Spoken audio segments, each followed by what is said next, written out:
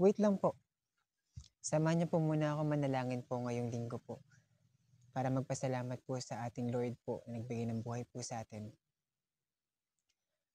Ama namin nasa langit, salamat sa buhay na ito at pagkakataong binigay niyo po sa amin upang sa araw pong ito, sa pagkakataon pong itong oras at minutong binigkaloob niyo po sa amin.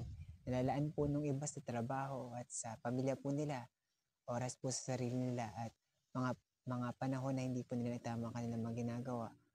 And nagbibigyan po kami ng pagkakataon upang mas magawa po namin mabuti po ang aming tungkulin sa aming mga sarili po. Dalangin po namin naman patnubay kami ng Banal na Espiritu sa lahat ng oras.